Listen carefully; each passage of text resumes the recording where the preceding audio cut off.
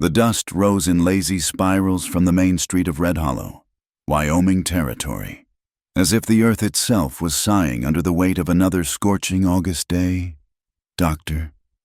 Nathaniel Blake squinted against the harsh sunlight filtering through the stagecoach window, his medical bag clutched firmly in his lap. The year was 1882, and he had traveled 3 days from Denver to reach this forsaken mining town that would be his new home. As the coach lurched to a stop, Nathaniel observed the weathered faces that turned toward him with suspicion. Red Hollow was not a place that welcomed strangers easily. The town sprawled haphazardly along a dried creek bed, its buildings leaning against each other like drunken men after a saloon brawl. The air tasted of alkali dust and disappointment. "End of the line, Doc," the driver called down, spitting tobacco juice into the dirt. "Welcome to nowhere." Nathaniel stepped down, his city-bred boots immediately coated in the fine red dust that gave the town its name. The few people on the street watched him with hooded eyes, miners with faces carved by hardship, women in faded calico dresses who hurried their children away from his path. He had expected a committee, perhaps the mayor or at least someone from the town council, to greet the replacement for old Dr. Morrison. Instead, he found only silence and stares. The boarding house where he'd arranged lodging stood across from the saloon, its paint peeling like diseased skin. Mrs. Hartley, the proprietress, was a stern woman with iron-gray hair pulled so tight it stretched her features into a permanent expression of disapproval. "You the new doctor?" she asked, though it wasn't really a question. "Rooms upstairs, no visitors after 9, no liquor, no women." Nathaniel nodded, accustomed to such rules. He had lived a disciplined life in Denver, dedicated to his practice and little else. At 32, he remained unmarried, his passion reserved for healing rather than romance. Red Hollow was meant to be his chance to make a real difference, to bring modern medicine to those who needed it most. He had barely unpacked his instruments when the first call came. A boy of perhaps 10, breathless and wide-eyed, burst through his door without knocking. "Doc, you gotta come quick! It's Mrs.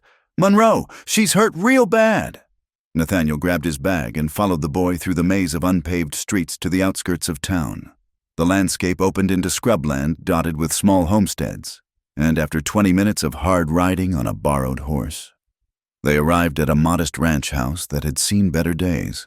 The recent hailstorm had torn through the roof, leaving gaping wounds in the wooden shingles. But it wasn't the property damage that concerned Nathaniel. Through the open door, he could hear a child crying. Inside, the house was sparse but clean, every surface scrubbed raw despite the poverty evident in the patched furniture and bare walls. On a narrow bed in the corner lay a woman, her face turned toward the wall. Dark bruises bloomed across her arms like violent flowers, and her breathing came in shallow, pained gasps. "Mrs. Monroe." Nathaniel approached slowly, setting his bag on the rough wooden table. "I'm Dr. Blake. I'm here to help." She turned then, and Nathaniel felt something shift in his chest.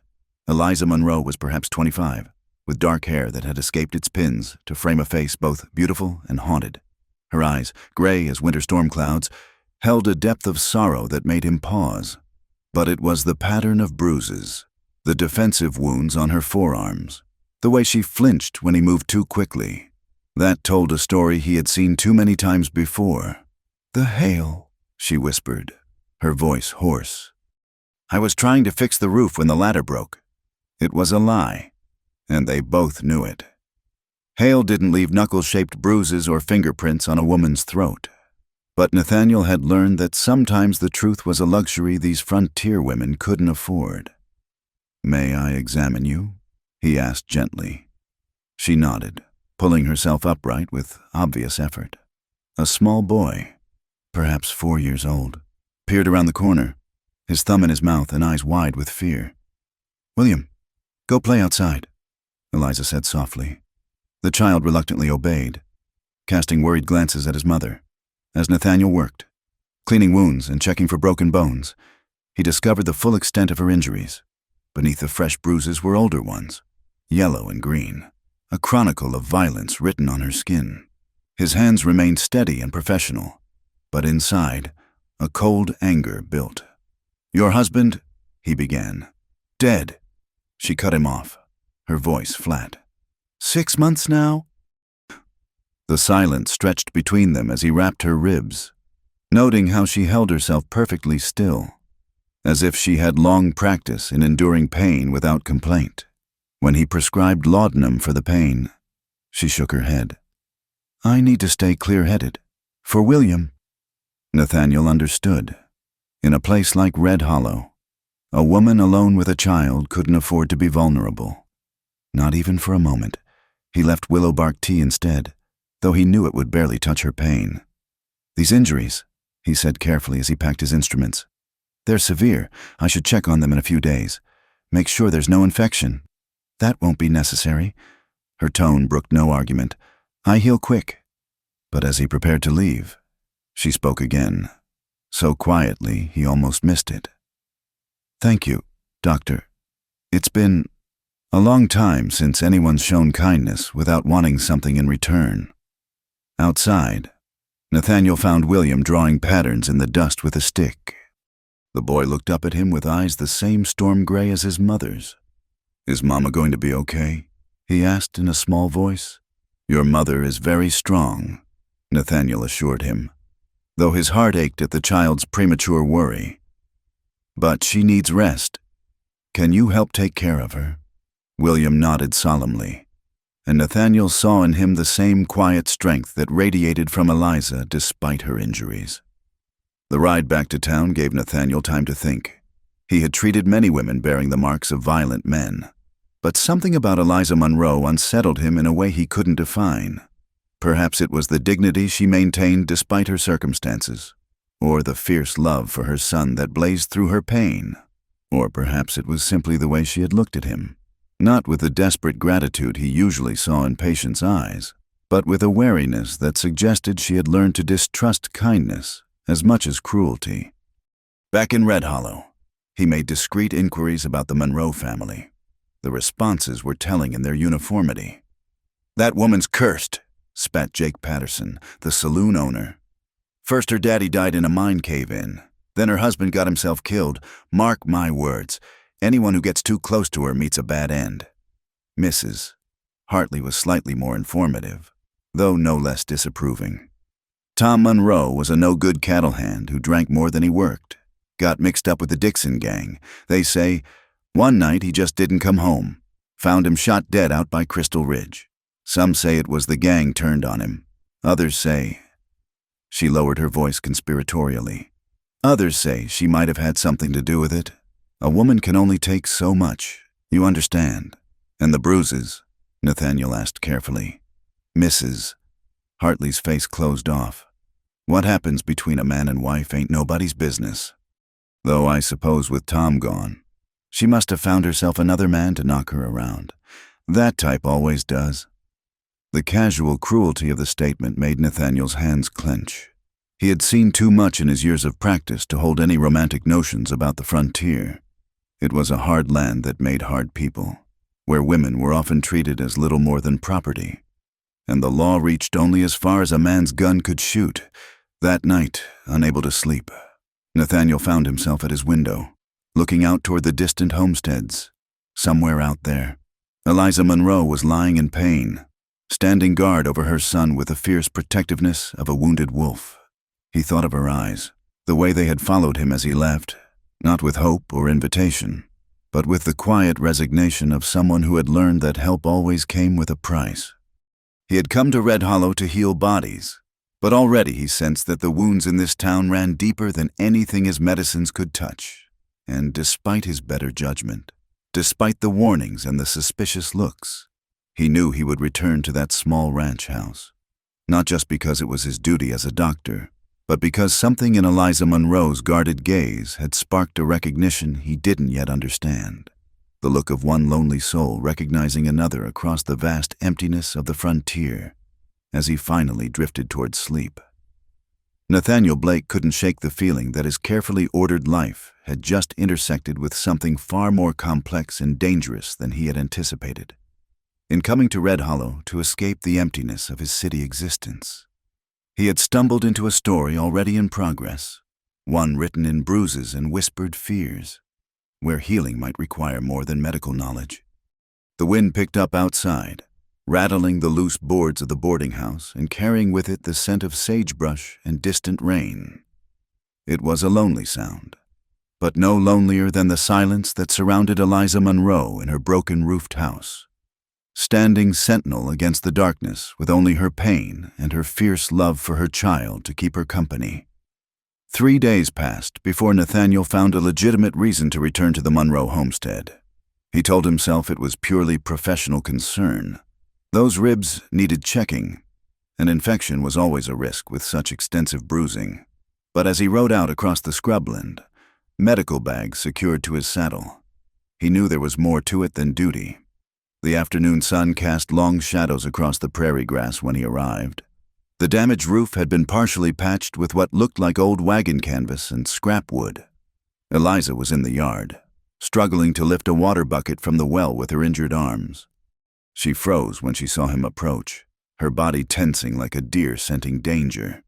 "Mrs. Monroe," he called out, dismounting slowly. "I came to check on your injuries." "I told you that wasn't necessary." Her voice carried across the dusty yard, polite but firm. "Perhaps not," he agreed, tying his horse to the fence post. "But I also noticed your roof needs proper repair. I thought I might help, if you'll allow it." She stood there, bucket handle still gripped in her hands, studying him with those storm-gray eyes. The bruises on her face had darkened to purple and green, making her pallor more pronounced. Finally, she set down the bucket. "I can't pay you. I didn't ask for payment. Men always want payment. Doctor, one way or another." The bitter truth in her words hung between them. Nathaniel removed his coat and rolled up his sleeves, a deliberate gesture to show he meant business. "Then consider it payment for letting me practice my carpentry. It's been too long since I've done honest work with my hands." A ghost of something, not quite a smile, crossed her face. "The ladder's in the barn. But doctor, your hands will survive," he finished. "May I?" After a long moment, she nodded. The work was harder than he'd anticipated.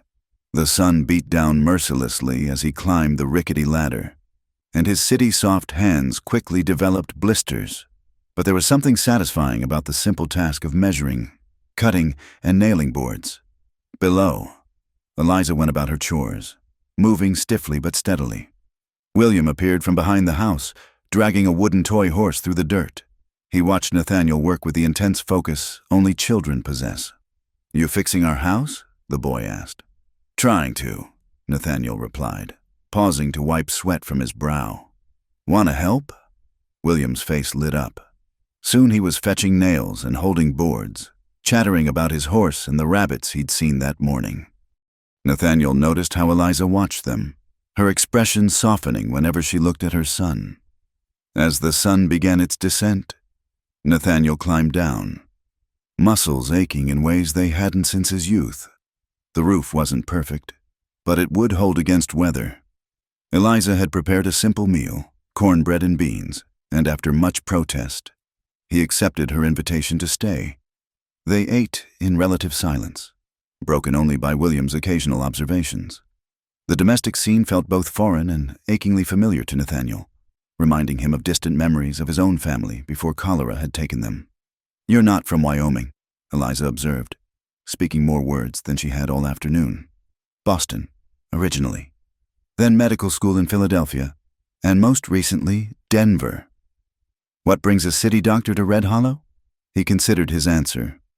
"I suppose I was looking for somewhere I could make a real difference, where healing mattered more than social calls and society diseases.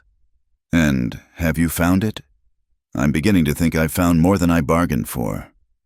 Their eyes met across the rough table, and something unspoken passed between them. Eliza looked away first, rising to clear the dishes despite his protests. Later, as he examined her injuries by lamplight, Nathaniel was pleased to see they were healing well. His hands were gentle but clinical as he checked each bruise, though he couldn't help noticing how she held her breath whenever he touched her. "Who did this to you?" The question escaped before he could stop it. "Does it matter?" She pulled her shawl back around her shoulders. "They're gone now. If someone in town is, leave it be, Doctor." Her voice was steel-wrapped in silk. "Please." He gathered his supplies, frustrated by the walls she kept so carefully erected. As he prepared to leave, she stopped him at the door. "William hasn't had anyone to talk to besides me since—" She paused. "Thank you for being kind to him. He's a fine boy. You've done well by him." "I've tried." The weight of those two words spoke volumes. The ride back to town under the stars gave Nathaniel time to reflect. He was walking dangerous ground. He knew.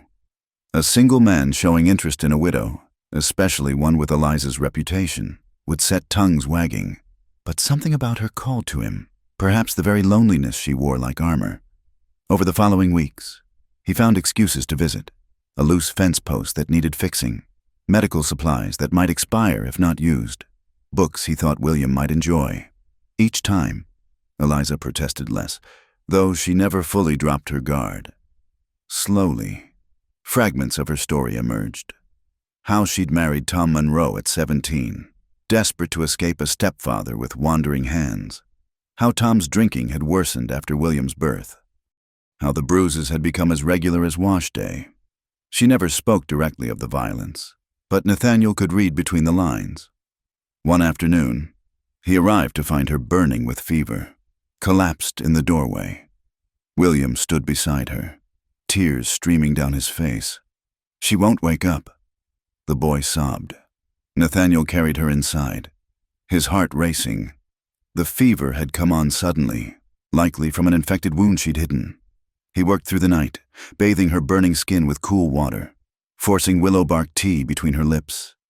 William refused to leave her side, curled up like a small, fierce guardian. In her delirium, Eliza spoke fragments of nightmares. "Please, Tom, not in front of the boy." "I'll be good. I promise. Don't let them find the gold." The last made Nathaniel pause. Gold. But there was no time to ponder mysteries. He fought for her life with every skill he possessed, praying to a God he'd half forgotten since his family's death. Dawn was breaking when the fever finally broke. Eliza's eyes fluttered open, focusing on his face with confusion. "Doctor? Rest," he murmured, exhaustion making his voice rough. "You're safe." She turned her head, saw William asleep beside her, and tears slipped down her cheeks. "I can't. If something happens to me, he has no one." "Nothing's going to happen to you," Nathaniel said firmly. "Not while I'm here." She looked at him then, really looked at him, and he saw the walls crack just a little. Her hand moved slightly on the coverlet, and without thinking, he covered it with his own. She flinched but didn't pull away. "Why?" she whispered. "Why do you keep coming back?" He considered the question, knowing honesty was all he could offer. "Because you remind me that there are still things worth fighting for in this world. Because your son deserves better than growing up afraid. Because—" He paused, then plunged ahead. "Because I've been alone too long. And I think maybe you have too." She closed her eyes, but not before he saw the fear and longing warring in their depths. "You don't know me, Doctor. You don't know what I've done." "I know enough." "No." Her voice was fierce now. "You see a wounded bird and think you can heal it, but some things are too broken to fix. Some people carry too much darkness." She turned away, effectively ending the conversation, but she didn't remove her hand from beneath his. Nathaniel stayed through the day, ensuring the fever didn't return. He made broth, tended William, and tried not to think about how natural it felt to move through this small, sparse home. As evening approached, he prepared to leave. "I'll return tomorrow," he said. "You shouldn't." But there was no force behind her words. He touched her hand lightly, felt her fingers curl reflexively against his palm. "I'm not Tom Monroe. Eliza, I'm not here to take anything from you." She looked at him with eyes that had seen too much. I'm not a woman anymore. Doctor, I'm just surviving. I forgot how to be anything else. Then maybe, he said gently, we can remember together. He left her then, but the weight of her gaze followed him into the deepening twilight. Back in town, he ignored the pointed looks and whispered conversations. Let them talk. He had found something in that broken-down homestead that all his medical training couldn't name, a connection that transcended the careful boundaries he'd built around his heart. That night, he lay awake thinking of her fevered words. Gold, Tom Monroe and the Dixon gang, pieces of a puzzle he wasn't sure he wanted to solve. But whatever secrets Eliza carried, whatever darkness haunted her past, Nathaniel knew he was already too deeply involved to turn back. In the distance, a coyote howled, and he wondered if she too lay awake, listening to the lonely sound. Two damaged souls on the edge of civilization, each afraid to reach for what they needed most, the simple human comfort of not being alone. The fever had broken more than just her illness. It had cracked open the door between them, just a sliver. And though Nathaniel knew the path ahead was fraught with danger, both from whatever pursued Eliza and from the growing feelings he could no longer deny, he also knew he would walk it. Some things, he was learning, were worth the risk. The autumn winds brought change to Red Hollow, stirring dust and gossip in equal measure. Nathaniel had become a familiar sight on the road to the Monroe homestead, his medical bag a convenient excuse that fooled no one. The townspeople watched and whispered, their judgment as harsh as the Wyoming weather. He found himself thinking of Eliza at odd moments, while treating miners' coughs, setting broken bones, delivering babies. Her face would flash through his mind, those guarded gray eyes that occasionally softened when she thought he wasn't looking, the careful way she moved, as if expecting pain, the fierce love that blazed when she looked at William. Nathaniel knew he was falling into dangerous territory. A doctor's oath demanded objectivity, professional distance. But every visit chipped away at his resolve, each shared meal and conversation drawing him deeper into their isolated world. The truth of his feelings hit him on an ordinary Tuesday when he arrived to find Eliza hanging laundry. Autumn sunlight caught in her dark hair. She turned at his approach, and for just a moment, she smiled, really smiled, before catching herself. That brief, unguarded joy struck him like a physical blow. "Dr. Blake," she said, composing herself. "William's at the Hendersons' farm, playing with their boys." "Good for him," Nathaniel replied, dismounting. "Children need friends." "The Hendersons are kind," she admitted. "Not everyone in town would let their children associate with mine." The bitterness in her voice made him want to comfort her, but he kept his distance. He'd learned that Eliza spooked easily, like a wild creature too often cornered. "I brought something," he said instead, retrieving a package from his saddlebag. "For William." She unwrapped it carefully, revealing a set of wooden soldiers he'd ordered from Denver. Her breath caught. "I can't. This is too much. It's almost his birthday, isn't it? You mentioned it last week." She looked at him wonderingly. "You remembered?" "I remember everything you tell me. Eliza." Her name on his lips hung between them, intimate in its simplicity. She clutched the package, knuckles white. "Why are you doing this?" The words burst from her. "What do you want from me?" "Nothing you're not willing to give. Men always want, I'm not him." His voice came out harder than intended. "I'm not Tom or whoever else hurt you. I'm just a man who—" He stopped, running a hand through his hair in frustration. "Who can't stop thinking about you? Who lies awake wondering if you're safe, if you have enough food, if the roof is holding?"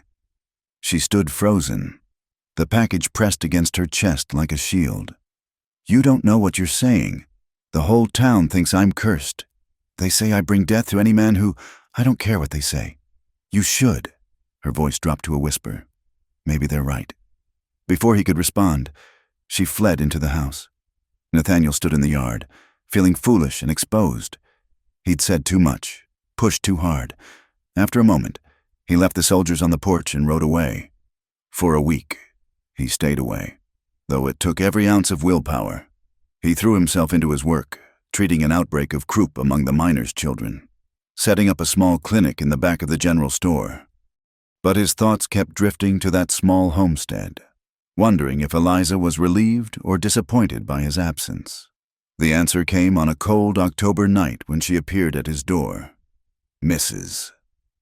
Hartley's shriek of outrage could probably be heard across town. "No women after 9, she squawked, brandishing her broom like a weapon. But Nathaniel was already pushing past her, alarmed by Eliza's appearance. She stood in the boarding house parlor, soaked from the sudden downpour, shaking like a leaf. "What's wrong? Is William—" "He's fine. He's safe." She wrapped her arms around herself, water pooling at her feet. "I shouldn't have come. I didn't know where else to go." He led her to his rooms, ignoring Mrs. Hartley's continued protests. Once inside, he handed her a towel and stoked the fire, giving her time to collect herself. "Someone was at the house," she finally said. "Watching. I saw them by the barn, just standing there. When I went to look, they were gone. But—" She shivered. There were boot prints, fresh ones. Nathaniel's blood ran cold. "Did you recognize them?" She shook her head. "But I found this nailed to the barn door." She pulled a soggy piece of paper from her pocket. The note was brief and chilling. "We know about the gold. Time to pay what's owed." "What gold?" "Eliza." He kept his voice gentle. "You mentioned it when you were fevered." She sank into a chair, suddenly looking older than her years. "Tom was involved with the Dixon gang, cattle rustling, mostly. But there was a stage robbery about a year ago. 20,000 in gold, headed for the Denver Mint. Tom came home that night covered in blood, not his own. He hid something in the root cellar. Told me never to look." "And did you?" "Not then, but after he died." She met his eyes. "I had to know. There were 3 bags of gold coins, covered in blood. I left them there, too afraid to touch them. If the gang thinks I have their gold—" Nathaniel knelt beside her chair, taking her cold hands in his. "We'll go to the marshal." "No." Her grip tightened painfully. "Don't you understand? They'll think I was part of it. A woman alone with stolen gold? They'll hang me. And William will be an orphan." The truth of her words sank in. Justice in Red Hollow was swift and rarely concerned with details. A widow with a bad reputation and stolen gold wouldn't get a trial. She'd get a rope. "Then we get rid of it," he said. "Dump it down a mine shaft. Throw it in the river. They'll kill me if they can't find it. Kill William too, maybe." Tears slipped down her cheeks. "I've trapped us. My boy, my sweet boy." Without thinking, Nathaniel pulled her against him. She resisted for a moment, then collapsed against his chest, sobbing with the accumulated grief and terror of months. He held her, feeling her thin frame shake, breathing in the scent of rain and lavender soap. "I won't let them hurt you," he murmured into her hair. "Either of you."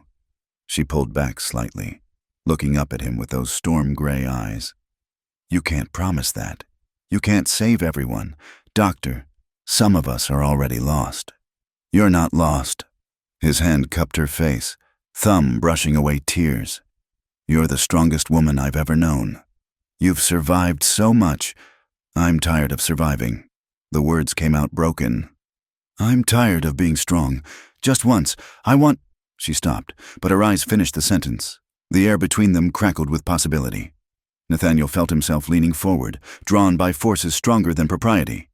Her lips parted slightly, and a crash from downstairs shattered the moment. "Mrs." Hartley's voice rose in argument with someone. Heavy footsteps on the stairs.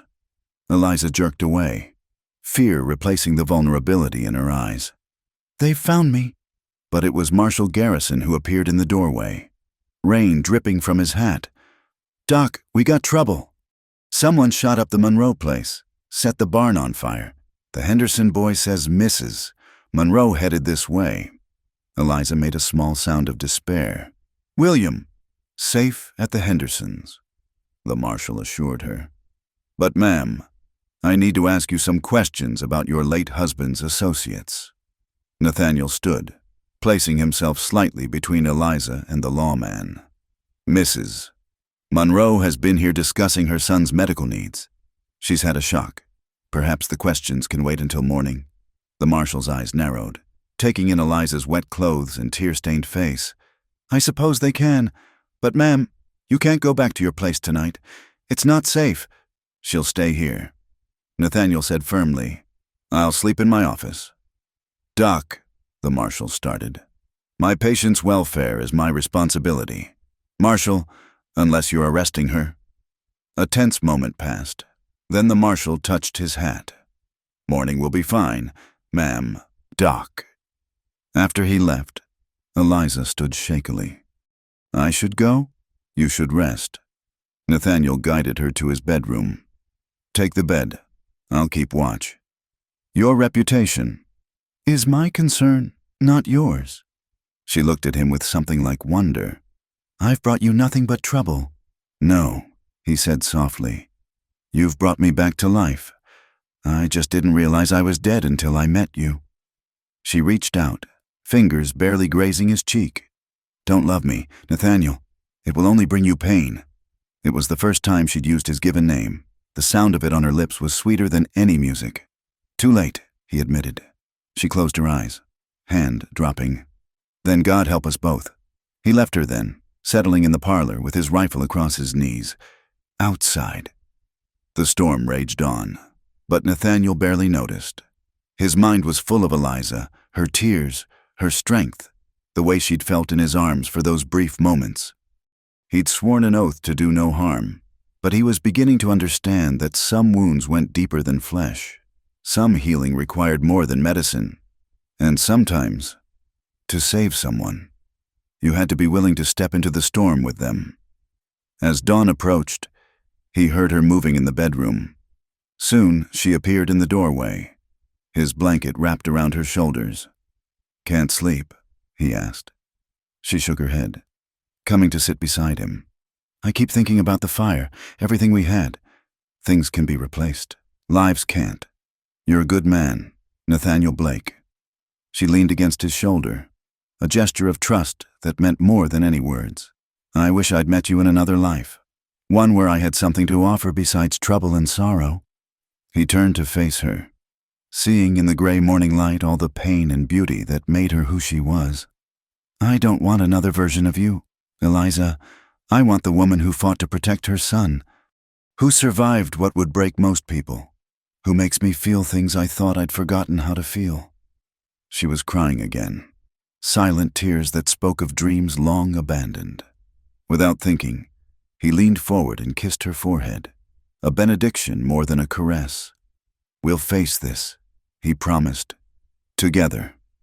And in that moment, with danger closing in and the town ready to condemn them both, Nathaniel knew he'd crossed a line from which there was no return. He loved Eliza Monroe. Widow, outcast, keeper of dangerous secrets, and whatever came next, he would stand beside her. The sun broke through the clouds, painting the room in shades of gold and possibility. A new day in Red Hollow, bringing with it new threats, but also new hope. And for the first time in years, neither of them faced it alone. The news of Eliza Monroe spending the night at Dr. Blake's room spread through Red Hollow like wildfire. By the time Nathaniel opened his makeshift clinic the next morning, he could feel the weight of disapproving stares from every corner. Mrs. Hartley had made sure everyone knew about the scandalous behavior under her roof. Mayor Holbrook and 2 members of the town council were waiting for him, their faces stern as cemetery headstones. Dr. Blake, the mayor began without preamble. We need to discuss your involvement with the Monroe woman. Nathaniel continued arranging his instruments, forcing his hands to remain steady. Mrs. Monroe is my patient. Her home was attacked. I provided sanctuary. That's not how it looks. Councilman Fletcher interjected. You've been visiting her regular-like for weeks. Now she's sleeping in your rooms? This town has standards. Doctor. Standards. Nathaniel's voice carried an edge. Like turning our backs on a woman and child in danger. Those kinds of standards? Mayor Holbrook's jaw tightened. That woman is trouble. Has been since the day Tom Monroe brought her here. First, her husband dies under suspicious circumstances. Now gang members are shooting up her property. She's bringing violence to our town. She's a victim of that violence, not the cause. That's a matter of opinion, Fletcher said. What's not opinion is that we can't have our only doctor's reputation compromised. The good families won't call on you if you're consorting with her kind. Nathaniel set down his scalpel with careful precision. Her kind. You know what we mean. The mayor said, We're not heartless men, doctor, but this town depends on you. The mining company pays part of your salary with the understanding that you'll maintain professional standards. If you can't do that... The threat hung unspoken but clear. Nathaniel thought of the miners' children he'd treated for croup, the pregnant women who needed care, the broken bones and fevers that only he could tend. Then he thought of Eliza's gray eyes, the weight of her head against his shoulder in the pre-dawn darkness. I understand your position, he said finally. I'll be mindful of appearances. It was a diplomatic non-answer that satisfied no one, but the men left. Nathaniel knew he'd bought only a temporary reprieve. His first patient of the day was Sally Henderson, bringing her youngest for a persistent cough. She was one of the few who'd shown kindness to Eliza, and Nathaniel was grateful to see a friendly face. How's William? He asked while examining the baby. Scared but safe. My boys are keeping him distracted. She hesitated. Doctor, people are saying things. People always say things. Yes, but... She lowered her voice. Marshal Garrison's been asking questions about Tom Monroe's death, about whether Eliza might have... whether she knew about the stolen gold all along. Nathaniel's hands stilled. What are you trying to tell me, Sally? I'm saying be careful. That woman's got secrets, and secrets have a way of destroying everyone around them. She gathered her baby closer. I like her. Doctor, Lord knows she's suffered, but liking someone and trusting them ain't the same thing. After she left, Nathaniel found it hard to concentrate. 3 more patients came and went, but his thoughts kept returning to Eliza, hidden away at the Hendersons' farm with William. He'd wanted to go to her immediately, but the marshal had suggested keeping distance for a day or two, letting tensions cool. That evening, unable to stay away any longer, he rode out to the Henderson farm. He found Eliza sitting on the porch, watching William play with the Henderson boys in the dying light. She looked up at his approach, and the naked relief in her eyes made his chest tight. I thought you might not come, she said quietly. Wild horses couldn't keep me away. He sat beside her, careful to maintain a respectable distance. How's William? Resilient. Children always are. She watched her son tackle one of the older boys, laughing despite everything. The Hendersons have been kind, but we can't impose much longer. Where will you go? I don't know. The admission came out small and lost. The house is gone, burned to the foundation, everything we had. She stopped, squaring her shoulders. We'll manage. We always do. Eliza. He waited until she looked at him. Let me help. I have money saved. No. The word was sharp. Final. I won't take your money. Nathaniel, I won't be that kind of woman. What kind of woman? One who accepts help from someone who cares about her. She stood abruptly, wrapping her shawl tighter. Someone who cares? Is that what you call it? The whole town is talking, saying I've seduced the good doctor, that I'm using my wiles to... Stop. He stood too, anger flashing through him. I don't care what they say. You should. She whirled to face him, eyes bright with unshed tears.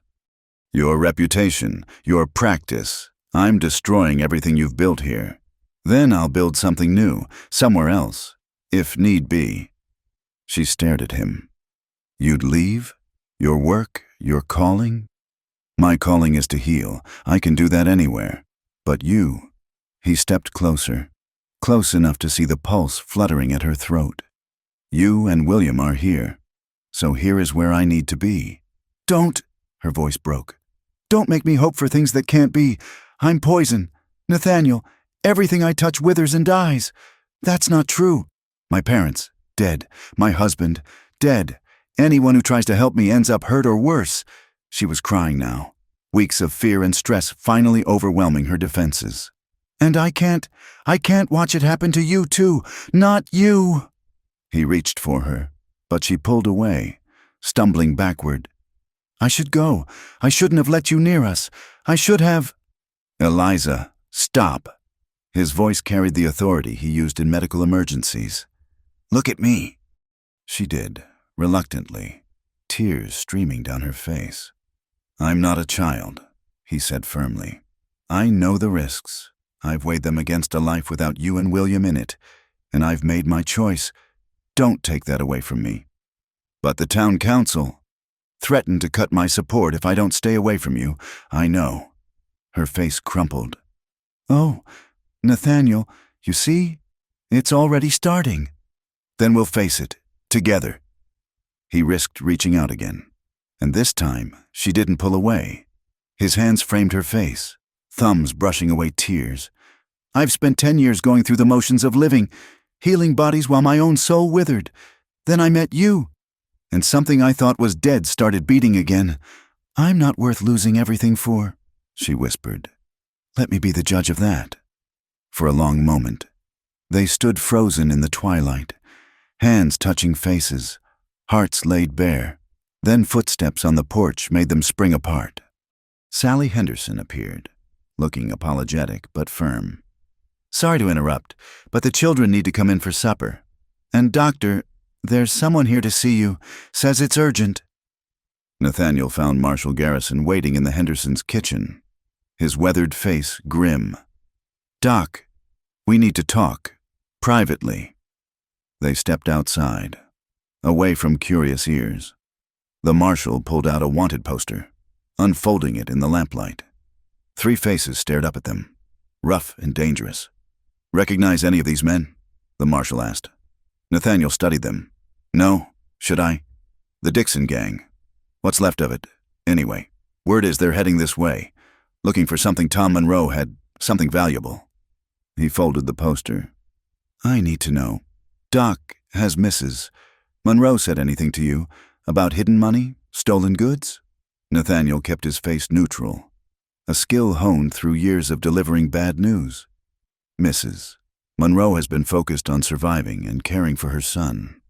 If she knew about stolen goods, don't you think she'd have used them by now instead of living in poverty? The marshal studied him. Maybe, or maybe she's been waiting for the heat to die down. Either way, if the Dixon gang thinks she has their money, she's in mortal danger, and anyone standing near her might catch a bullet too. What do you suggest? I suggest she tells me where the gold is. If she knows, we return it. The gang moves on. Everyone lives. He paused. Otherwise, I can't protect her, or anyone fool enough to get involved. After the marshal left, Nathaniel returned to find Eliza in the kitchen, helping Sally with dishes. She looked up at his entrance, reading his expression immediately. More trouble, she said. It wasn't a question. He nodded. We need to talk. Alone. Sally, bless her, ushered them to the small parlor and closed the door. Nathaniel told Eliza about the marshal's visit, watching her face pale with each word. He's right, she said when he finished. I should tell him about the gold. Maybe they'll leave us alone. Or maybe they'll arrest you as an accomplice. Better arrested than dead. Better orphaned than dead. She stood, pacing the small room. I have to protect William. That's all that matters. And who protects you? She looked at him with those gray eyes that had seen too much. No one ever has. Why should now be different? Because now you have me.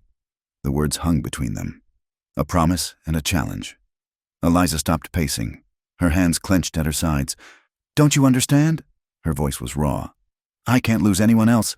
I can't watch someone She broke off, but the unfinished sentence echoed in the silence. Someone you what? Nathaniel asked softly. She shook her head, but he was already moving, crossing the space between them in 2 strides. Say it. Eliza, give us that much truth, at least. I can't. Say it. She looked up at him, and in her eyes he saw his own feelings reflected. The fear, the longing, the desperate need to not be alone anymore. Someone I love, she whispered. There. Are you satisfied? I love you, and it terrifies me, because everyone I love dies. He pulled her against him then, and this time she didn't resist. She buried her face in his chest, shoulders shaking with silent sobs. He held her, one hand stroking her hair, feeling the walls she'd built finally crumbling. I love you too, he murmured, and I'm not going anywhere. We'll face this together, the gang, the town, all of it. She pulled back enough to look at him, hope and fear warring in her expression. How can you be so sure? Because I've already survived the worst thing, living without purpose, without connection, without love. Everything else is just obstacles to overcome. She reached up, her hand trembling as it touched his cheek. I want to believe you. I want it more than anything. Then believe. And standing there in the Hendersons' parlor, with danger closing in and the weight of the town's judgment on their shoulders, Nathaniel Blake kissed Eliza Monroe. It was gentle at first, almost hesitant, as if they both feared the other might shatter. Then her arms came up around his neck, and the kiss deepened, carrying with it all the loneliness and longing of two souls who'd forgotten they deserved to be loved. When they finally parted, both breathing unsteadily, Eliza's eyes held something new, not just love or fear, but determination. All right, she said. Together, then, whatever comes. Outside, night had fallen completely, and somewhere in the darkness, dangerous men were riding toward Red Hollow, but inside, in the circle of lamplight and borrowed warmth, two people who'd thought themselves beyond redemption held on to each other and dared to hope. The storm was coming, but for the first time, they wouldn't face it alone. The morning after their stolen moment in the Henderson parlor, Eliza disappeared. Nathaniel arrived at the farm to find Sally Henderson in tears, William clinging to her skirts with confused, frightened eyes. A note lay on the kitchen table, Eliza's careful handwriting stark against the rough paper.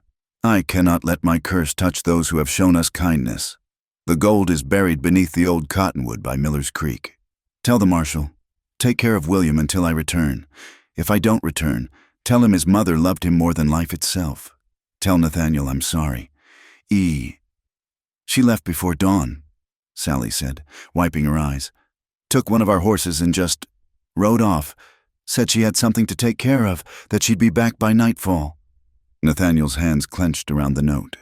He knew with bone-deep certainty that Eliza had no intention of returning. She'd gone to face the Dixon gang alone, probably hoping to trade herself for their promise to leave William and the town in peace. The fool woman and her noble sacrifices. Watch William, he said, already heading for the door. I'm going after her. Doctor, wait, Sally called, but he was already gone. At the marshal's office, Nathaniel found Garrison preparing to ride out with two deputies. Got the same note, I reckon, the marshal said, checking his rifle. That woman's got more courage than sense. The Dixons will kill her whether she gives them the gold or not. Can't leave witnesses. Then we'd better find her first, Nathaniel said. I'm coming with you. Doc, this ain't your fight. Like hell it isn't.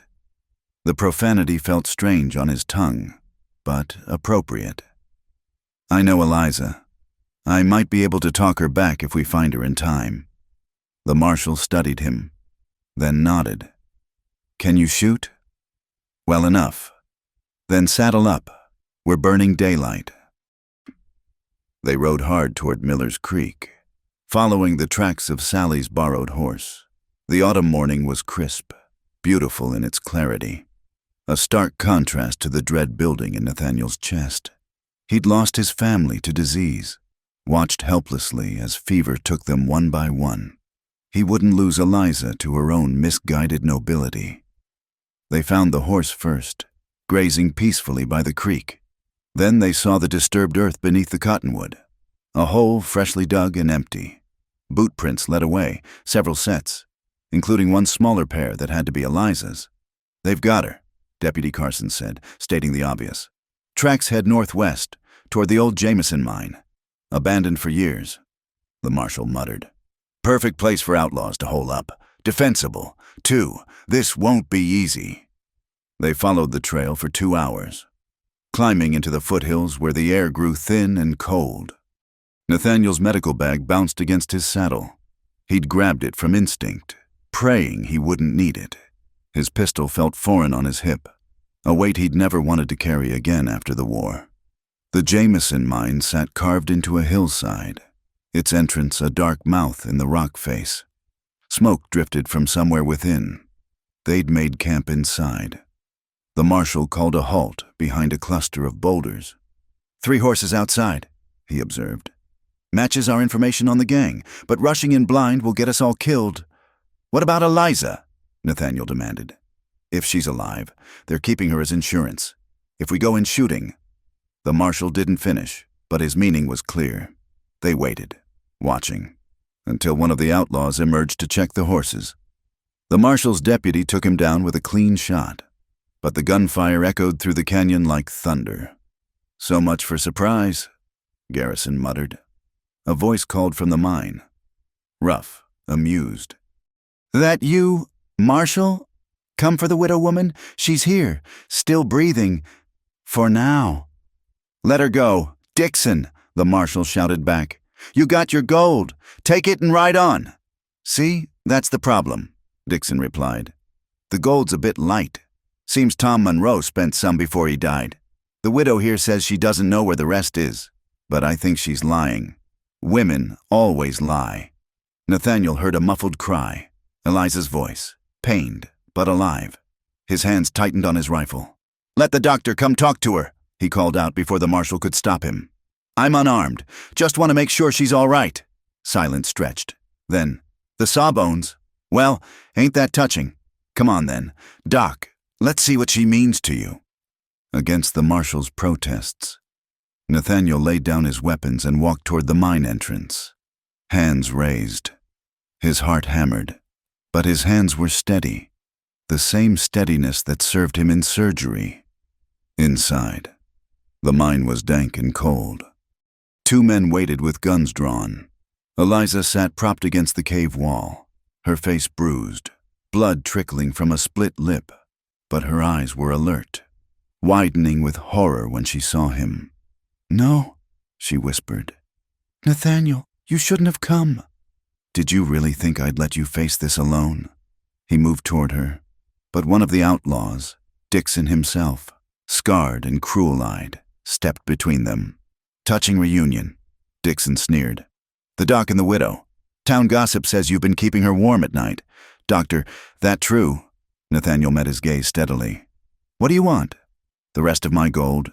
Tom promised 30,000. There's only 20 in those bags. Then Tom lied to you, Nathaniel said. Or spent it before he died. Either way. Mrs. Monroe doesn't have it. Maybe, maybe not. Dixon circled them like a predator. But see, I can't just take your word for it. Need to be sure she's told us everything. He nodded to his partner, who grabbed Eliza's arm, yanking her to her feet. She bit back a cry, and Nathaniel saw red. I'll pay it, he said quickly. The missing 10,000. I have money in the bank in Denver. I can wire for it. Dixon paused, interested. You'd pay $10,000 for this woman? Yes. Well. Dixon's smile was ugly. She must be something special in the bedroom to be worth that much. Nathaniel forced himself to stay calm. Do we have a deal? Before Dixon could answer, gunfire erupted outside. The marshal and his men, tired of waiting. In the chaos, Nathaniel lunged for Eliza, pulling her down as bullets whined overhead. Dixon cursed, returning fire at the cave entrance. The back tunnel, Eliza gasped, pointing deeper into the mine. Tom showed me once. It comes out by the river. They crawled through the darkness, Nathaniel shielding her body with his as the gunfight raged behind them. The tunnel was narrow, suffocating, but ahead he could smell fresh air. They emerged into blinding sunlight just as the shooting stopped. Eliza, he began, but she silenced him with a kiss, desperate, fierce, tasting of blood and fear and relief. You came for me, she whispered against his lips. You fool, you beautiful fool, you came for me. Always. He promised. Always. They made their way back around the hillside to find the marshal's men in control. Dixon lay dead at the mine entrance, his partner wounded and in custody. The third outlaw had fled on horseback. "Mrs. Monroe," the marshal said, touching his hat. "Glad to see you're all right. That was a damn fool thing you did." "I know," she said quietly. "I just wanted to protect everyone. To end it." "Well, it's ended now. We'll take the gold back, return it to the stage company. With Dixon dead and his gang scattered, you should be safe." He paused. "Though there's still the matter of you knowing about stolen property." "She was coerced," Nathaniel said firmly. "Her husband threatened her and her child if she spoke of it. Any jury would understand that." The marshal looked between them, then sighed. "I suppose they would. Get her back to town. Doc, have those injuries looked at." The ride back was quiet. Eliza mounted behind Nathaniel on his horse, her arms wrapped around his waist. He could feel her trembling, delayed shock setting in. "I thought I'd lost you," he said finally. "I couldn't bear it if something happened to you because of me," she replied. "When I saw that note about the gang coming, I had to try to end it myself." "Promise me," he said. "Promise you'll never do something like that again. We face things together. Remember?" "I promise," she whispered. "No more running. No more sacrificing myself. I want to live. Nathaniel, for the first time in so long, I want to live." They reached the Henderson farm as the sun was setting. William flew into his mother's arms, crying with relief. Sally fussed over Eliza's injuries while Nathaniel cleaned and bandaged them, his professional mask barely containing his emotions. That night, after William was asleep, and the Hendersons had tactfully retired, Nathaniel found Eliza sitting on the porch, wrapped in a quilt. "Stay," she said softly when he moved to leave. "Please, I don't want to be alone tonight." He sat beside her, and she leaned into him, her head finding its familiar place on his shoulder. "What happens now?" she asked. "Now we rebuild," he said. "Find you and William somewhere to live, face down the town gossips, live our lives. The town council warned you to stay away from me. Then I'll find another town. My skills are portable." She was quiet for a moment. "You'd really give up everything for us?" "I'd give up everything for the chance to wake up knowing you're safe," he said. "For the chance to watch William grow up? For the possibility of a life with meaning again?" "I'm not an easy woman to love," she warned. "I have nightmares. I flinch at shadows. I may never be whole again." "Then we'll be broken together," he said simply. Two cracked vessels holding each other up. She turned in his arms, looking up at him in the moonlight. "I love you," she said, the words coming easier now. "I love you, and it still terrifies me. But I'm tired of letting fear rule my life." He kissed her then, gentle and sure, a promise sealed under stars. When they finally parted, she stood, taking his hand. "Come inside," she said. Just hold me. Let me remember what it feels like to not be alone." And in the borrowed room of the Henderson house, with danger past but future uncertain, they held each other through the night. Not with passion. That would come later, when wounds had healed and trust grown deeper, but with the simple human need for connection, for the warmth of another soul against the darkness. By morning, Eliza had stopped running, and Nathaniel had found what he'd come to Red Hollow seeking, not just a place to practice medicine, but a reason to practice living. The gold was gone, the immediate danger past, but the greater treasure, the fragile, growing bond between three wounded souls forming a family, that remained.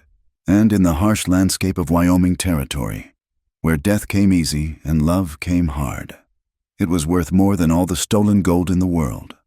6 months had passed since the confrontation at the Jameson mine, and the Wyoming winter had settled over Red Hollow like a heavy blanket. Snow muffled the sounds of the town, turning the rough edges soft and white, hiding the scars beneath pristine drifts. Nathaniel had kept his practice, though, as predicted, Some of the better families now called on the traveling physician from Laramie when he passed through, but the miners still came, and their wives, and their children, the poor and forgotten of Red Hollow, who had never been able to afford judgment along with their medical care. He'd helped Eliza and William find lodging in a small cabin on the east side of town, respectable but modest. She'd taken in washing and mending, her fingers working magic with the needle and thread despite the cold that made her joints ache. They maintained a careful distance in public, aware of the eyes that watched, the tongues that wagged. But in the evenings, when his rounds were done, Nathaniel would often find his way to their door. Tonight was such an evening. The December wind howled outside as he stamped snow from his boots on her doorstep. William opened the door, his face lighting up. "Doctor, Nathaniel! Mama said you might come. She made rabbit stew." "Did she now?" Nathaniel ruffled the boy's hair, noting how he'd grown in recent months. The haunted look had faded from his young eyes, replaced by the normal curiosity of a 5-year-old. Eliza appeared from the kitchen, wiping her hands on her apron. Their eyes met, and the careful public distance melted away in the warmth of her smile. "You're just in time," she said, "though I wasn't sure you'd make it through this storm." "Wild horses," he said, their private joke, and was rewarded with a soft laugh. They ate together, the three of them, like the family they couldn't yet claim to be. William chattered about the snow fort he'd built with the Murphy boys, while Eliza and Nathaniel exchanged glances over his head. A whole conversation in looks alone. After supper, while Eliza tucked William into bed, Nathaniel stoked the fire and tried not to think about how right this felt, how natural, how much he wanted it to be permanent. "He asked me today if you were going to be his new papa," Eliza said quietly, returning to sit beside him on the worn settee. "I didn't know what to tell him." Nathaniel took her hand, feeling the calluses from her work, the strength in those slender fingers. "What did you want to tell him?" "The truth, that I love you, that you've given us more than I ever dreamed possible." She paused, looking into the fire. "But also that the world doesn't always let people like us have what we want. The world doesn't get a say," he said firmly. "Not anymore." She turned to him then, and he saw tears in her eyes. "The Dixon gang trials start next week. I'll have to testify. Everyone will know about Tom, about the gold, about everything. And then it will be over. The past buried with the truth out in the open. Will it, or will I always be the outlaw's widow, the woman who brought violence to their town?" She pulled her hand away, standing to pace before the fireplace. "I see how they look at me, Nathaniel, like I'm a plague carrier, and they're starting to look at you the same way." "Let them look. You say that now, but what about when you have no practice left? When even the miners won't come because their wives forbid it?" She wrapped her arms around herself. "I won't be the millstone around your neck. I won't drag you down with me." He stood, crossing to her in 2 strides, catching her shoulders gently. "Eliza, look at me." She did, reluctantly, and he saw all her fears written there. "Do you love me?" he asked. "You know I do." "Then trust me. Trust that I know my own mind, my own heart. Trust that I've weighed the costs and found them acceptable. But William deserves a father, and I'd be honored to be that for him. If you'll let me." She was crying now, silent tears that she didn't try to hide. "I want to say yes. God, how I want to, but I'm so afraid." A loud knock interrupted her. They jumped apart as the door burst open, bringing a swirl of snow and Marshal Garrison. "Doc, we got trouble. There's been an accident at the mine. Cave in. They need you there quick." Nathaniel was already reaching for his coat and medical bag. "How many?" "At least 10 men trapped, maybe more." The marshal's eyes flicked to Eliza. "Ma'am, sorry for the interruption." "I'll come with you," Eliza said suddenly. "I can help with bandages, water, whatever's needed." Both men started to protest, but she was already wrapping her shawl around her shoulders. "Those are good men down there, fathers and husbands. I won't sit here doing nothing while you try to save them alone." Nathaniel saw the determination in her eyes and nodded. "William?" "I'll wake Mrs. Murphy next door. She'll watch him." Within minutes, they were trudging through the snow toward the mine, joined by what seemed like half the town. The entrance was chaos. Women crying, men shouting, the mine foreman trying to organize rescue efforts. "Can't dig straight through," he was explaining. "The whole shaft might come down, but there's an old ventilation tunnel, narrow, but a man might fit through." "I'll go," Nathaniel said immediately. "Doc, no," the marshal protested. "We need you here for when we get them out. And if they're injured in there, every minute counts." He was already stripping off his coat, keeping only what would fit in his bag. "I've been in tight spaces before." He didn't mention that those tight spaces had been battlefield trenches, that the last time he'd crawled through darkness toward wounded men, he'd been a different person in a different life. But his hands remembered, and his body remembered. And sometimes the past prepared you for the present in unexpected ways. The ventilation shaft was worse than he'd imagined, barely wide enough for his shoulders, sloping down at an angle that made his chest tight with claustrophobia. But behind him, he could hear Eliza's voice organizing the women, setting up a makeshift medical station, and somehow that gave him strength. The crawl seemed endless, but finally, he emerged into a larger chamber where 10 men huddled against the far wall. The air was bad, too much coal dust, not enough oxygen, but they were alive. "Doc?" Pete Morrison's voice was incredulous. "How in blazes?" "Questions later," Nathaniel said, already assessing injuries. "Who's hurt worst?" He worked by lamplight, setting a broken leg, bandaging a head wound, all while calculating how long the air would last. The men took turns at the small air pocket near the ceiling, but he could see the danger in their eyes. "They're digging," he assured them. "But it'll take time. We need to stay calm. Breathe shallow." Hours passed. The lamp oil ran low. Men began to drift in and out of consciousness. Nathaniel kept them talking, sharing stories of their families, their dreams, anything to keep them focused and alive. "Hey, Doc," Pete said during a lucid moment. "That Monroe woman, she's something special, ain't she?" "She is. My Mary says the town's been too hard on her. Says any woman who survived Tom Monroe deserves better than cold shoulders and gossip." "Your Mary sounds like a wise woman." "She is." Pete coughed, the sound wet and concerning. "You planning to marry her? Mrs. Monroe, I mean, if she'll have me." "Good." Another cough. "Good. Everyone deserves a second chance." The conversation was interrupted by a rumbling sound, and then, blessedly, fresh air began to flow from somewhere above. Shouts echoed down, and soon ropes were dropping through a newly opened shaft, one by one. The men were hauled up. Nathaniel insisted on going last, making sure each injured miner made it safely to the surface. When he finally emerged, dawn was breaking over the mountains, painting the snow-covered town in shades of rose and gold. Eliza was there, directing the transport of wounded to his clinic, her face streaked with coal dust and tears. When she saw him, she ran forward, catching him as his legs buckled from exhaustion. "You stupid, brave man," she whispered.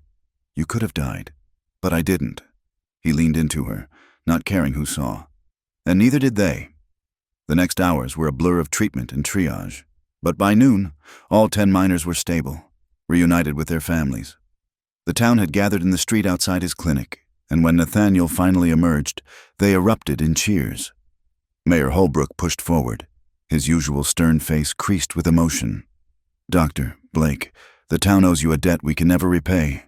You risked everything for our men." I did my job," Nathaniel said simply. "No." Pete Morrison, legs splinted but spirit intact, spoke from where his wife supported him. "You did more than that, and we've been poor neighbors in return, judging good people for things beyond their control." His eyes moved to Eliza, who stood at the edge of the crowd. Other voices joined his, miners' wives who'd watched her work tirelessly through the night, men who'd heard Nathaniel speak of her in the darkness of the mine, Mrs. Monroe. Mayor Holbrook cleared his throat. "The town owes you an apology, and our thanks. You've shown us what really matters, not past associations, but present actions." Eliza stood frozen, tears streaming down her face. The crowd parted, making a path, and Nathaniel walked to her, taking her hands in full view of everyone. "Marry me," he said, loud enough for all to hear. "Not someday, not when the talk dies down. Now, today if possible. Marry me and let us be a family in truth, not just in stolen moments." She looked up at him, then at the crowd, many still uncertain but no longer hostile. William had appeared from somewhere, tugging at her skirt, his young voice piping up, "Say yes, Mama, please say yes." And there, in the snowy street with coal dust in her hair and exhaustion in her bones, Eliza Monroe smiled like the sun coming out. "Yes," she said. "Yes, I'll marry you. Today, tomorrow, whenever you want. Yes." The crowd erupted again, this time in celebration. Someone shouted for the preacher. Women who'd shunned Eliza for months suddenly surrounded her, offering wedding dresses and flowers, as if collective guilt could be assuaged through generosity. But Nathaniel saw none of it. His world had narrowed to the woman in his arms, the boy clinging to both of them, and the improbable joy of finding family in the most unlikely place. "I love you," he murmured against her hair. "Both of you, all of you." "We love you too," she whispered back. "My brave, foolish, wonderful man." And as the sun climbed higher over Red Hollow, the shadows of the past began to fade. There would still be challenges. The trial, the gossip that would never fully die, the work of building a life together. But they would face them as they'd learned to face everything, together. In the end, it had taken a near tragedy to show the town what Nathaniel had known from the beginning, that people were more than their worst moments, that redemption was possible, and that sometimes the most precious things were found in the darkest places, like coal from the deep earth, like love from the ashes of loss, like hope from the depths of despair. The winter wind still blew cold over Wyoming territory, but in the hearts of three people who'd found each other against all odds, spring had already begun. The wedding had been simple, held in the small church just 3 days after the mine rescue. Eliza wore a borrowed dress of soft blue wool, her dark hair crowned with winter berries. William stood as ring bearer, so proud his small chest might burst. Half the town attended, some from genuine warmth, others from curiosity or the peculiar guilt that follows collective cruelty recognized too late. Now, 2 months later, the Blake household had settled into a rhythm. Nathaniel had insisted on keeping his name simple, not wanting to burden Eliza with choosing between her past and future. They'd moved into a proper house near his clinic, with room for William to play, and space for the family they were becoming.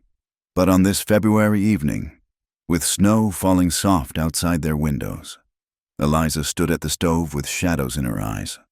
"The trial's been set," she said without turning. "March 15th. They'll want me to testify about everything. Tom, the gold, the gang." Nathaniel set aside his medical journal, crossing to stand behind her. His hands settled gently on her shoulders, feeling the tension there. "We knew this was coming. Knowing and facing are different things." She leaned back against him, seeking comfort. "They'll drag it all into the light, every bruise, every shame. How Tom used to, how he treated me, in front of everyone. And then it will be over. The truth aired, the past settled." She turned in his arms, looking up at him with those storm-gray eyes that still held too much pain. "Will it? Or will I forever be that woman, the one who married an outlaw, who hid stolen gold, who brought death to men's doorsteps?" "You'll be my wife," he said firmly. "William's mother, a woman who survived the unsurvivable and came out stronger." A small smile touched her lips. "When did you become such an optimist?" "The day a stubborn woman let me tend her wounds and changed my life forever." Their moment was interrupted by William bursting through the front door, snow clinging to his coat, cheeks red with cold and excitement. "Papa, Mama, come quick! There's a lady at the clinic, and she's hurt real bad." They exchanged glances.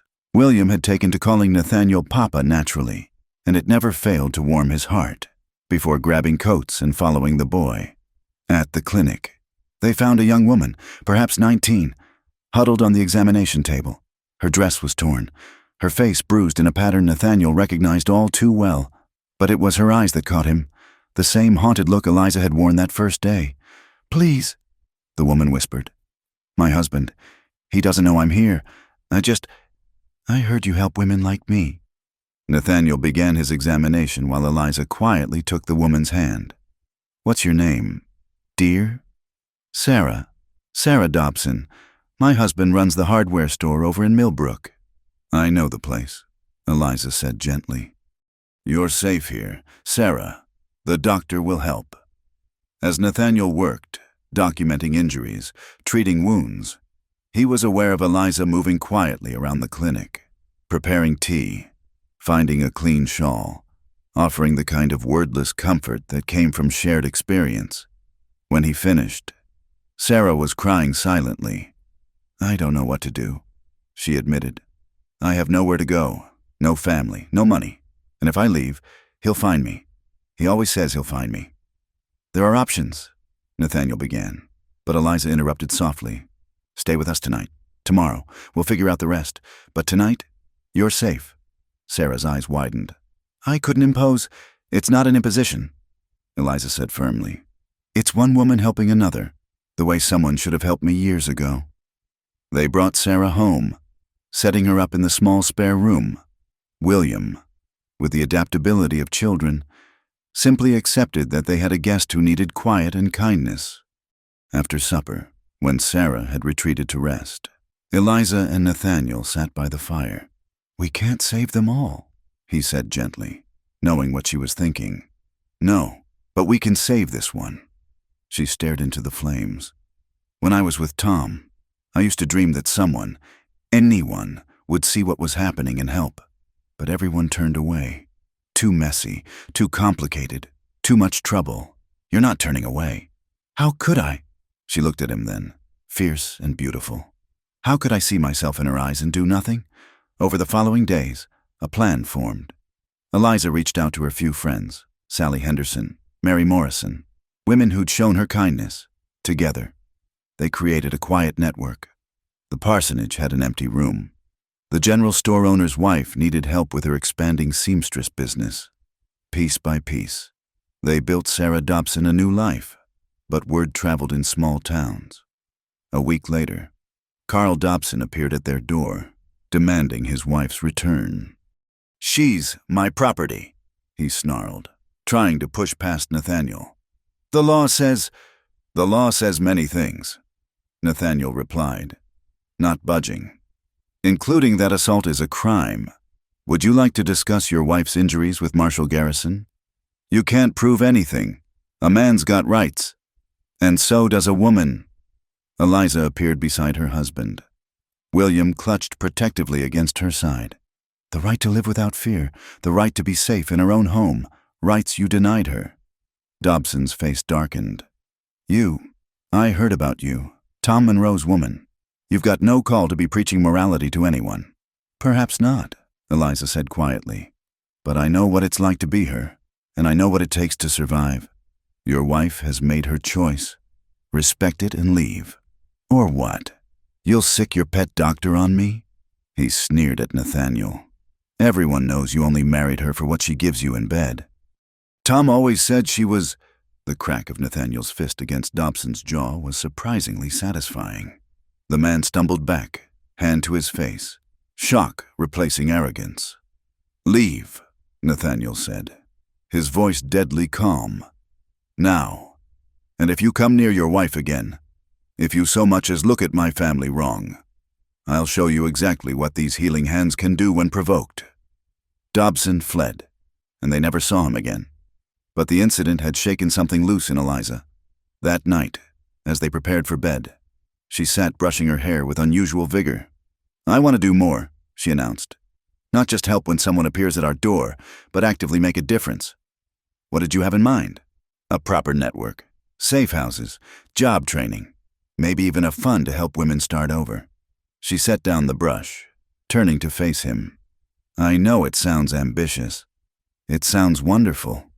He crossed to her, taking her hands. "And exactly like something the woman I married would dream up." It won't make me popular. People already barely tolerate me. Then they'll have to learn better. He kissed her forehead. Besides, since when have we cared about being popular? She laughed, the sound still rare enough to be treasured. Never, I suppose. We're quite the pair of outcasts, aren't we? Matched set. He agreed, pulling her close. Later, as they lay entwined in the darkness, snow pattering against the windows, Eliza spoke into the quiet. Sometimes I can barely remember being her, that frightened woman who thought she deserved the pain. You've given me so much more than a home. Nathaniel, you've given me myself back. You were always there. He murmured against her hair. I just helped clear away the debris so you could shine through. She shifted to look at him, moonlight silvering her features. I love you. Have I told you that today? Only a dozen times. I might need to hear it once more. I love you, she repeated, punctuating each word with a kiss. My beautiful, brave, foolishly noble husband. And I love you, he replied. My fierce, compassionate, impossibly strong wife. They came together then with the passion of two people who'd found each other across a wasteland of loneliness and pain. Every touch was a promise, every kiss a vow renewed.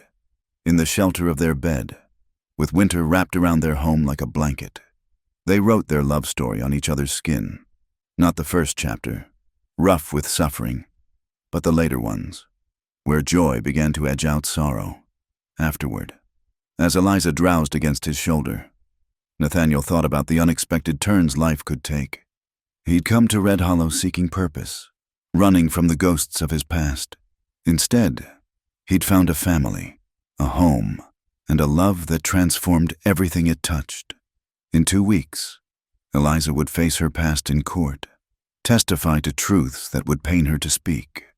But she wouldn't face them alone. Never alone again. Nathaniel, her sleepy voice broke into his thoughts. Do you think we could be happy?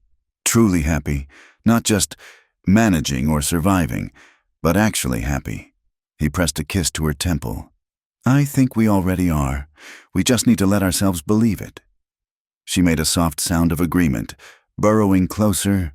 Soon her breathing evened into sleep, but Nathaniel remained awake a while longer, holding her close, marveling at the simple miracle of contentment.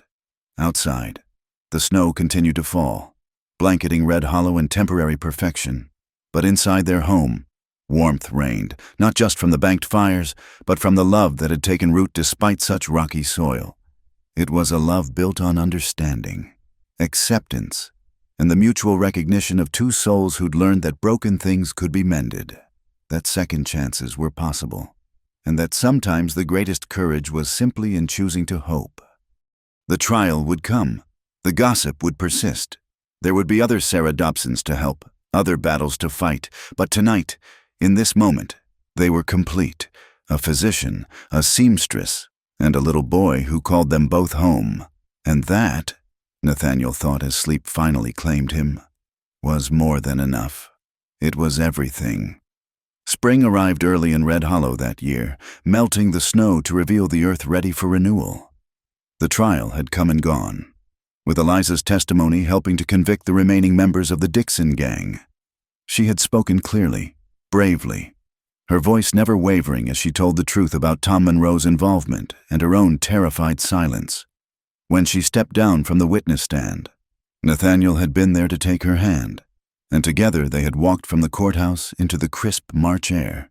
Now, as April painted the prairie with wildflowers, life had settled into a new rhythm. Eliza's network for helping women had grown quietly but steadily. They called it simply the Haven. And already 3 more women had found shelter and new beginnings through their efforts. The town, while not entirely accepting, had at least stopped actively opposing them. On this particular Sunday, they walked as a family toward the small cemetery on the hill outside town. William ran ahead, chasing a butterfly. His laughter brightened the morning air. Eliza carried a basket of wildflowers, while Nathaniel's arm rested protectively around her shoulders. They stopped at a simple headstone, Thomas Monroe, 1,850 to 1,881 inches. Eliza knelt, arranging the flowers with careful hands. "It's strange," she said softly. "I hated him for so long, but now I think I just feel sorry for him. He was trapped too, in his way, by expectations, by the gang, by his own demons. Forgiveness isn't for them," Nathaniel observed. "It's for us, to let go of the weight." She nodded, standing and dusting off her skirt. "I'm ready to let go. Of all of it." They moved to a newer section of the cemetery, where a small stone marked Baby Blake sat beneath a flowering crabapple tree. Eliza's hand tightened on Nathaniel's arm. They'd lost the child the previous winter, too early to know if it would have been a son or daughter. The grief had nearly broken them apart, each blaming themselves, but ultimately it had forged them stronger. "I've been thinking," Eliza said quietly, "placing flowers here too. Sarah Dobson's little girl. Her aunt can't keep her much longer, and there are so many children who need homes." Nathaniel looked at his wife, seeing the hope tentatively blooming in her eyes. "You want to adopt? Would you consider it? I know William isn't yours by blood, but you've never made him feel that. And I thought maybe, yes." He turned her to face him fully. "Yes, Eliza, let's fill our home with children who need love. As many as we can manage." Her smile was radiant through tears. "Really? Really, William could use siblings, and we have love enough to spare." William, having heard his name, came running back. "Are we getting more family?" he asked excitedly. "Maybe," Eliza said, ruffling his hair. "Would you like that?" "Yes. Can I have brothers? I want to teach them to fish like Papa taught me."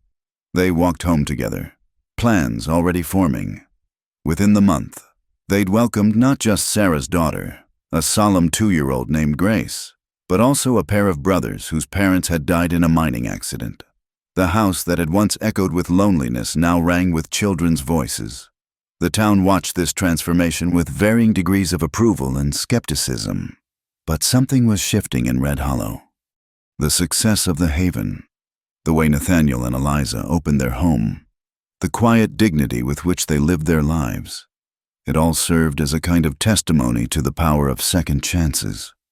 One evening in late spring, as Nathaniel returned from a long day of house calls, he found his home full of unexpected guests.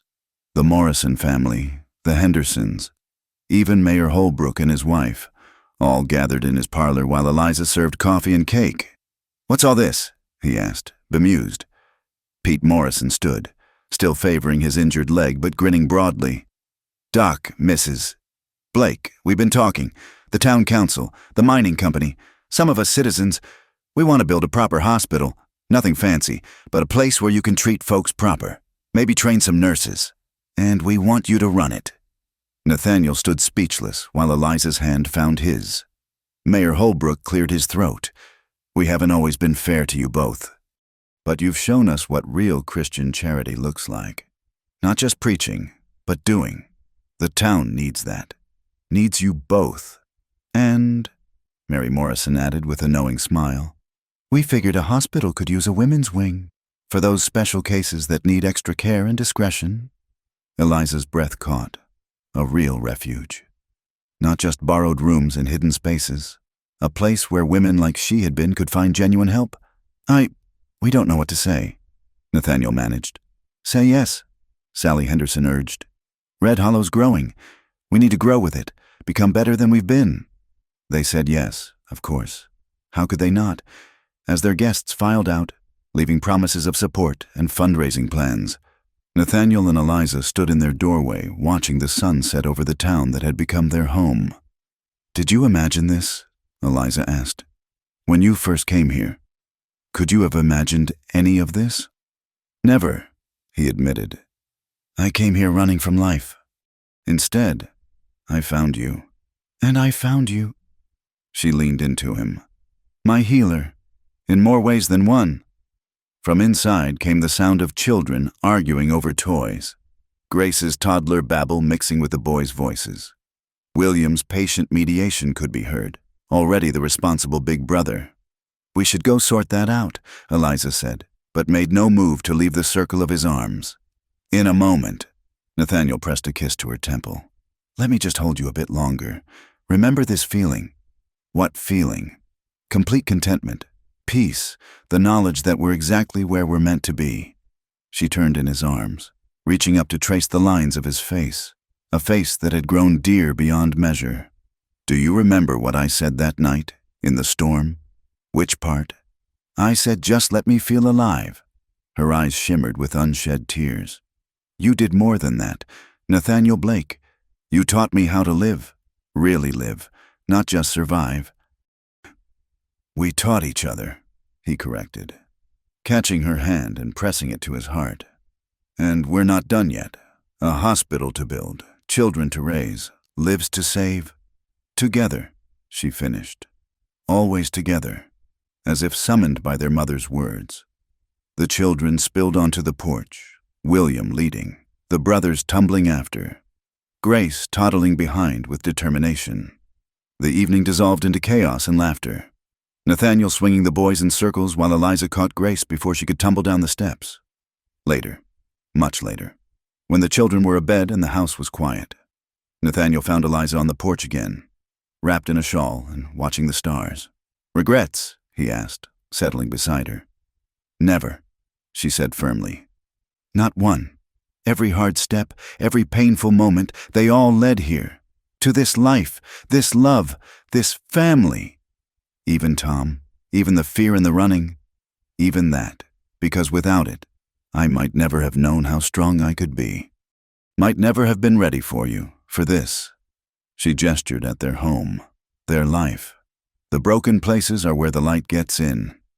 He gathered her close, and they sat in comfortable silence, listening to the night sounds of Red Hollow, no longer threatening, but familiar and dear. Somewhere a dog barked, a late wagon rumbled past, the ordinary sounds of a community settling for the night. "I love you," Eliza said suddenly, apropos of nothing and everything. "I love you too," Nathaniel replied. "Forever and always, forever and always." She echoed, sealing it with a kiss under the vast Wyoming stars. And in that moment, with their children safe inside and their future stretching bright before them, the doctor and the widow who had saved each other completed their transformation, no longer defined by loss or loneliness, but by love, hope, and the family they'd built from the ashes of their former lives. Red Hollow had tested them, scarred them, nearly broken them.